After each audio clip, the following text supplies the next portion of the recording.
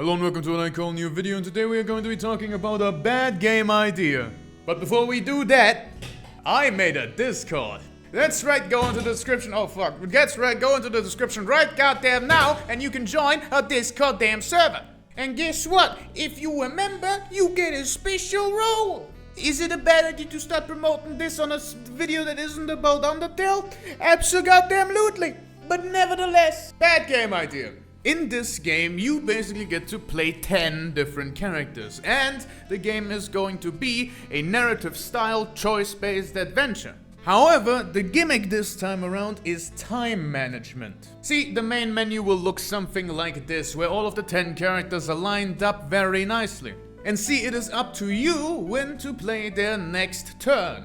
When you play a character card, they will go ahead and do their story. However, that means in the time frame you take to complete that story, other characters won't be able to do theirs. And depending on which thing you do first or when you do a certain story, the story will change. For example, if character 1 is currently trying to kill a random NPC, but the random NPC was killed in another character's play, then perhaps character 1 will not be able to do that thing anymore. Maybe they will hunt down the killer, or you decide that they do not have anything to do with the story anymore and retire. For you see, this game also has permadeath.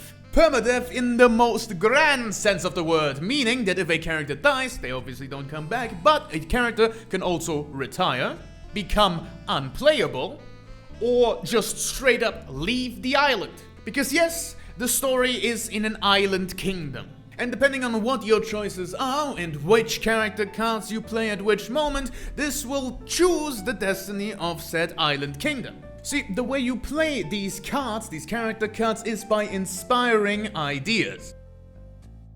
If a character consciously has to do something and is going to do it, regardless of you saying to do it, they are of course going to do it. However, if there's no clear path forward, you playing the card inspires the idea. So, for example, if a character wants to hunt down a certain other thing in the world, and you have already established to that character where the thing is, they will, with or without you, go to that place, because of the time management system. They'll of course take their time to walk there, but you can skip that time by playing their card.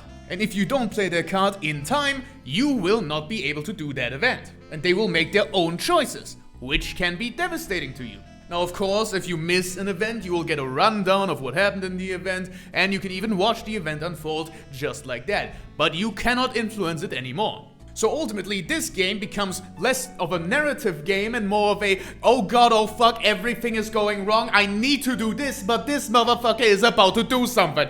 And everyone's at risk of dying, retiring, or doing literally everything else. But then you may say, well, of course, that is an interesting idea, however, how do you actually implement it in the game? Because you can't write for literally every single time. For example, the player could literally never play any other card than a single one. But then, at the end of the game, decide to play a second card. How do we deal with literally every single one of these possibilities? And that is easy, by simply making the choices less of a narrative thing and more of a flip thing. See, the choices have to be interactable. And for choices like this to be interactable with both the time management and the playing card system, we need to figure stuff out. Ultimately, what it comes down to is that you may do a lot of interesting and different things during a single playthrough, but ultimately the result will be one of a few things. For example, there are 10 different ways a NPC dies. However, at the end of the day, that NPC is dead. And if a different character has to interact with that NPC, the only thing that needs to be checked is dead? Yes. And see, this is where the lead system comes into play.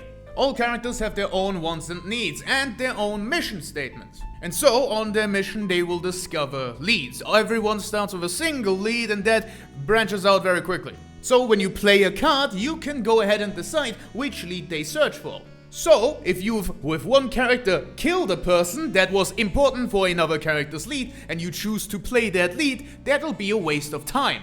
Or even make the said played character's lead so important that, they retire. Because they feel like it's hopeless because that lead is no longer searchable.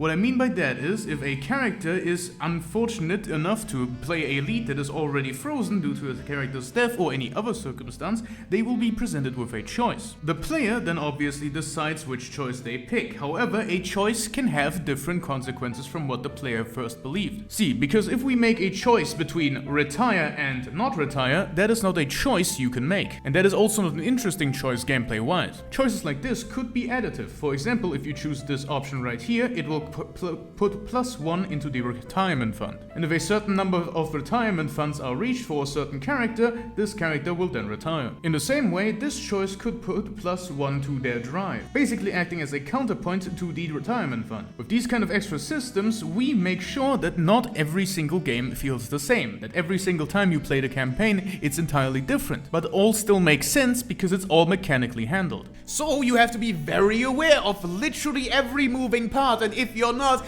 everything goes down the drain, and when everything goes down the drain, interesting stories happen. See, that's the point of it. As soon as you lose track of literally every single mechanic in the game, because there are decidedly so many different mechanics, as soon as you lose track, everything goes to shit. You try to salvage at least one of these stories or a few of them, but you will never be able to get all 10 if you don't min-max. And you're not supposed to min-max because, you know, it's a story game. The entertainment value comes from the failures upon failures upon failures and the interesting interactions that the different stories have with each other. Of course, we need to write a lot of interactivity between the 10 character stories. But sometimes that interactivity can be as little as, oh, third character in frame here. Or third character not here, not in frame. The way I'm explaining it, it feels like technical jargon and it will be a hell to implement, but what I'm actually just asking for is, player does action, flip gets switched. Flip then interacts with every other action. Of course, you need to keep track of as many switches as possible, and make sure that these switches keep being on the correct side of the flip. But ultimately, if you implement it in a way that it actually goddamn works, and get the time management system and the card playing system into a state where they are actually fun to play around with and lead to interesting results, then this bad game idea could just be a BGI. A brilliant game idea. Or alternatively, I could be shot. That is also a thing that could technically happen. I swear to God, if I ever make a gaming studio, I feel like my devs are just gonna shank me on one day. That's just me. But nevertheless, my feet go absolutely goddamn hard. Cue the clown.